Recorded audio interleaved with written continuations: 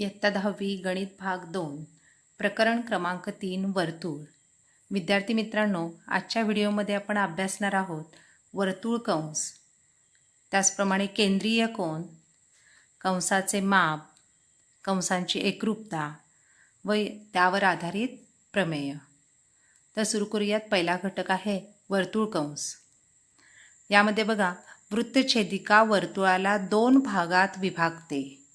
यापैकी कोणताही एक भाग आणि वृत्तछेदिकेचे वर्तुळावरील बिंदू यांनी मिळून होणाऱ्या आकृतीला वर्तुळ कंस असे म्हणतात. आता आकृतीमध्ये या ठिकाणी ए बी ही काय आहे? वृत्तछेदिका आहे. त्यामुळे वर्तुळाचे या ठिकाणी आपल्याला 2 भाग झालेले दिसत आहेत. यापैकी आकृतीमध्ये कंस AYB हा एक भाग झालेला दिसतो आणि दुसरा भाग वृत्तछेदिकेमुळे झालेला कोणता आहे? AXB. म्हणून कंस AYB आणि कंस AXB हे 2 वर्तुळ कंस आहेत. म्हणजेच वर्तुळाला या वृत्तछेदिकेमुळे वृत्तछेदिका वर्तुळाला काय करते? 2 भागामध्ये विभागते. त्यापैकी प्रत्येक भाग हा काय आहे? वर्तुळ कंस म्हटला जातो. यापैकी एक भाग कोणता आहे? AYB आणि दुसरा भाग कोणता आहे? AXB. हे 2 काय आहेत? वर्तुळ कंस आहेत. यानंतर वर्तुळ आणि वृत्तछेदिका. वर्तुळ आणि वृत्तछेदिका यांच्या छेदनबिंदूला कंसाचे अंत्यबिंदू किंवा कंसाची टोके म्हणतात.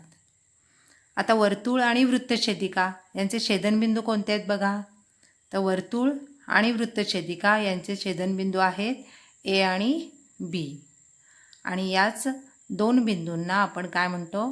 त्या कंसाचे अंत्यबिंदू असे म्हणतो. कारण बघा, मगाशी आपण कोणता कंस सांगितला? AYB. म्हणजे A आणि B हे त्याचे काय झाले? अंत्यबिंदू. त्याचबरोबर AXB यामध्ये सुद्धा A आणि B काय आहेत? अंत्यबिंदू आहेत. त्यानंतर तिसरा बघा मुद्दा काय आहे? केंद्रबिंदू समाविष्ट असणाऱ्या वर्तुळ कंसाला विशाल कंस म्हणतात. आता आकृतीमध्ये आपल्याला 2 कंस मिळालेले आहेत, AYB आणि AXB. यापैकी मोठा कंस आपल्याला कोणता दिसतो? तर AYB. कारण का बघा, तर या कंसामध्ये केंद्रबिंदू समाविष्ट आहे. तर केंद्रबिंदू समाविष्ट असणाऱ्या वर्तुळ कंसाला काय म्हणायचं आहे? विशाल कंस. आणि आकृतीमध्ये विशाल कंस कोणता आहे? तर वर्तुळ कंस AYB हा विशाल कंस आहे. आणि केंद्रबिंदू समाविष्ट नसणारा कंस कोणता आहे? AXB. आणि या कंसाला काय म्हणायचं आहे? लघु कंस. म्हणजेच AXB हा लघु कंस आहे, AYB हा विशाल कंस आहे. A आणि B ही काय आहेत? कंसाचे अंत्यबिंदू आहेत. यानंतर पुढील आकृतीमध्ये बघा, केंद्रीय कोन.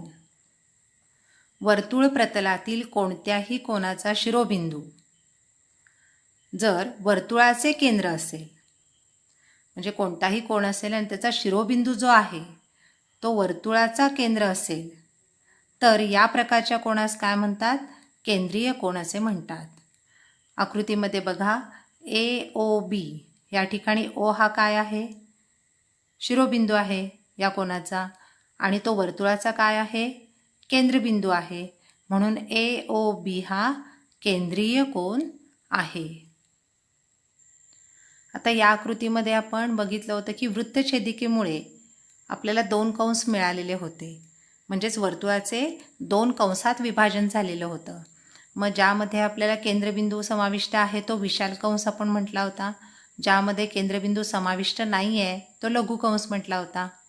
त्याचप्रमाणे वृत्तछेदिकेप्रमाणेच केंद्रीय कोनामुळे सुद्धा, म्हणजे AOB सुद्धा वर्तुळाचे 2 कंसामध्ये विभाजन होते. मग आता AOB मुळे कोणते 2 कंस तयार झाले या ठिकाणी? AQB. AQB बी हा विशाल वर्तुळ कंस आहे आणि ए पी बी हा लघु वर्तुळ कंस आहे. यानंतर आपल्याला बघायचं आहे कंसाचे माप. तर कंसाचं माप कसं मोजलं जातं? तर लघु कंसाचे माप त्याच्या संगत केंद्रीय कोनाच्या मापा एवढे असते. आता या आकृतीमध्ये केंद्रीय कोन कोणता आहे बघा. तर ए ओ बी हा काय आहे? केंद्रीय कोन आहे. आणि या केंद्रीय कोनाचं माप समजा 40 असेल किंवा 50 अंश असेल तर तितकंच माप कशाचं असणार आहे? या कंसाचं असणार आहे, लघु कंसाचं ए एक्स बी. म्हणून मेजर कंस ए एक्स बी म्हणजेच ए एक्स बी या कंसाचे माप समान आहे कशाबरोबर? मेजर कोन ए ओ बी. म्हणजेच या केंद्रीय कोनाचं माप जेवढं आहे तेवढंच माप त्याच्या संगत केंद्रीय कोनाच्या मापा इतकंच त्या लघु कंसाचं माप असणार आहे. आता विशाल कंसाचे माप कसं काढता येईल? समजा ए ओ बी या केंद्रीय कोनाचं माप 50 अंश आहे तर ए एक्स बी या लघु कंसाचं मापसुद्धा किती येणार आहे? 50 अंश. तर उरलेल्या या विशाल कंसाचं माप कसं काढता येईल आपल्याला? तर विशाल कंस या आकृतीमध्ये कोणता आहे? ए वाय बी हा विशाल कंस आहे. मग विशाल कंसाचं माप काढण्यासाठी आपल्याला काय करावं लागेल? पूर्ण वर्तुळामधून आपल्याला हा लघु कंस वजा करावा लागेल. म्हणजेच कसं सूत्र तयार होईल बघा. विशाल कंसाचे माप बरोबर 360 अंश वजा संगत लघु कंसाचे माप. आता आकृतीमध्ये ए वाय बी हा काय आहे? विशाल कंस आहे. म्हणून मेजर कंस ए वाय बी बरोबर पूर्ण वर्तुळाचं माप आपल्याला माहिती आहे किती अंश असतं? 360 वजा मेजर कंस कोणता वजा करायचा? ए एक्स बी. म्हणजे आपल्याला उरलेला हा विशाल कंस मिळेल. त्यानंतर अर्धवर्तुळ कंसाचे माप या अगोदर तुम्ही अभ्यासलेलं आहे. अर्धवर्तुळ कंसाचे माप किती अंश असतं? 180 अंश. आणि पूर्ण वर्तुळाचे माप 360 अंश असते. या सर्व आपल्याला सूत्रांचा उपयोग आपल्याला पुढील उदाहरणे सोडवताना यानंतर पुढील घटक आपल्याला अभ्यासायचे तो म्हणजे कंसांची एकरूपता. आता एकरूप कधी असणार सांगा कंस? जसं दोन रेषाखंड कधी एकरूप असतात? जर दोन रेषाखंडांची लांबी समान असेल तर ते दोन रेषाखंड एकरूप असतात. दोन कोण कधी एकरूप असतात? जर त्या दोनही कोणांची मापे समान असतील तर ते दोन कोण आपण एकरूप आहेत असं म्हणतो. त्याचप्रमाणे आता कंस कधी एकरूप असतील बघा. तर दोन कंसांच्या त्रिज्या आणि त्यांची मापे समान असतात तेव्हा ते दोन कंस परस्परांशी काय असतात? एकरूप असतात. आता दोन कंसांच्या त्रिज्या या ठिकाणी बघा आकृतीमध्ये ए ओ बी आणि बी ओ सी हे दोन केंद्रीय कोण आहेत. ए ओ बी आणि बी ओ सी हे दोनही केंद्रीय कोण आहेत आणि दोघांचेही माप आपण किती मांडलेलं आहे? थीटा.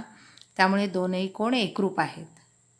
शिवाय ओ ए बरोबर ओ बी बरोबर ओ सी.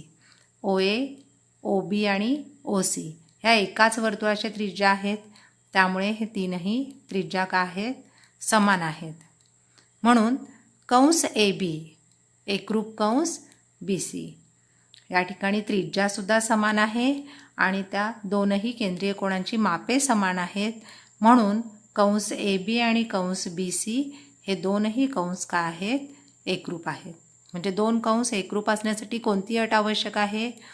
तर त्रिज्या आणि त्या केंद्रीय कोणांची मापे कशी हवीत? समान. आता या आकृतीमध्ये बघा ओ हा वर्तुळाचा केंद्रबिंदू आहे. पी ओ क्यू हा आतील वर्तुळाचा काय आहे? केंद्रीय कोण आहे. आणि आर ओ एस हा बाहेरील वर्तुळाचा काय आहे? केंद्रीय कोण आहे. आणि दोनही केंद्रीय कोणांची मापे कशी आहेत? समान आहेत. कारण पी ओ क्यू आणि आर ओ एस या दोघांचाही आपल्याला बघितलं तर वर्तुळ केंद्र काय आहे? ओ आहे. त्यामुळे हे दोनही कोण कसे आहेत? समान आहेत आणि तो माप आपण किती मांडलेला आहे? थीटा. पण जर त्रिज्या बघितली तर आतील वर्तुळाची त्रिज्या कोणती आहे? ओ पी आणि ओ क्यू. आणि बाहेरील वर्तुळाची त्रिज्या ओ आर आणि ओ एस. याचाच अर्थ ओ पी आणि ओ आर समान आहे का? नाही आहे. शिवाय ओ क्यू आणि ओ एस सुद्धा समान आहे का? म्हणजे दोन्ही समान नाही आहेत, म्हणजेच त्रिज्या या ठिकाणी आपल्याला समान नाही आहे. म्हणून कंस पी क्यू, हा जो कंस पी क्यू आणि कंस आर एस हे समान नाहीत, म्हणजेच एकरूप